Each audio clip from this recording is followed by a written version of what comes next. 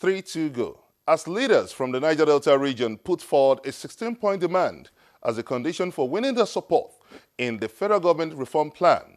Key issues raised in the 16-point demand include relocation of administrative and operational headquarters of the major oil companies to the Niger Delta region, cleanup of the affected communities, and review of the amnesty program to create a robust exit plan for the ex-militants.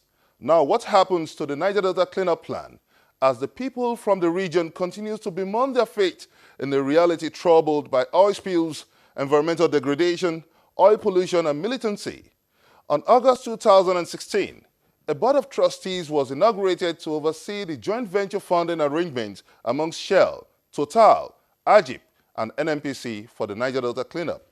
But is there enough mandate, political will, and resources to make a difference in a desperate polity that cries out for intervention? It's question time. Welcome to the program. I'm Gbenga Ashiru. You may also join in this conversation by sending us your comments on our various social media platforms showing on your screen. Despite the deteriorating situation in the Niger Delta, there seems to be yet a proper governing arrangement for proper budget implementation. Also, on the design of the East-West Road project in the Niger Delta, which is a flagship project of the Niger Delta Affairs Ministry, what is being done to correct the errors observed in the project and get the contractors back to work? As the Niger Delta Affairs Minister, Usani Uguru, cries out for an 850 billion intervention fund to drive the project to the promised land. Join us in this exclusive interview as we try to set the record straight with the Minister of Niger Delta Affairs, Mr. Usani Uguru. The component of the Section 5 of the East-West Road alone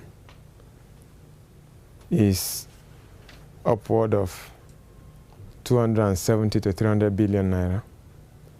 And the other sections have outstanding, recommended for completion, over another 250 billion naira, that's 500 billion.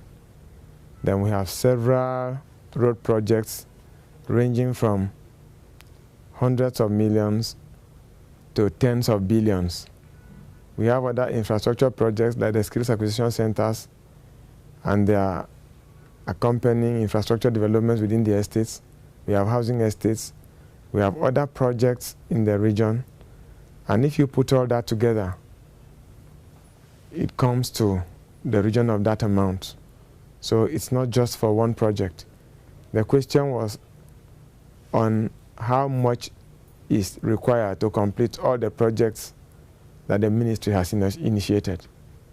So that's why we came to that rough estimation.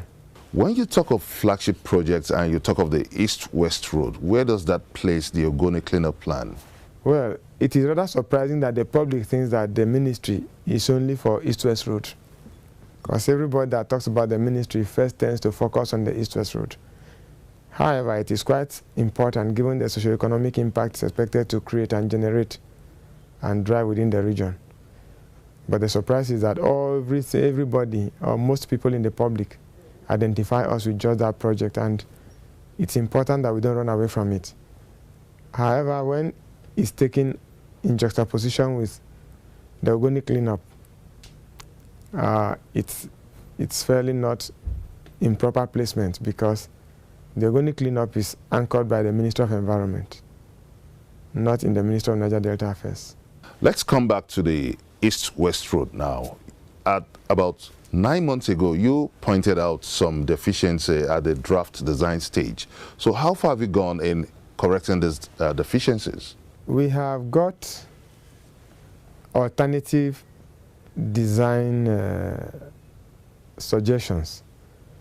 And accompanying that, of course, is the costing that will go with the implementation of the alternative design, for which we have applied or written to the presidency for a form of approval to go toward formalizing the initiative to begin project execution. So that's where we are. And of course, the presidency has forwarded those documents to other relevant technical ministries, like the Minister of Justice and the Minister of Works, Power, Works and Housing, for appraiser. When they return, then I believe we would have been in a comfortable position to say we are ready to go.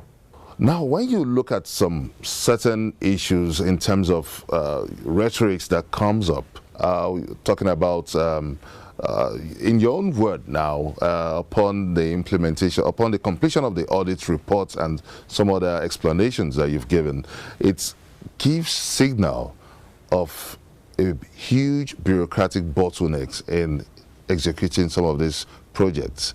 So what are you doing to fast track to remove some of these bottlenecks? When we talk of the technical audit report, we don't make reference to the east-west route. It's on the general projects of the ministry.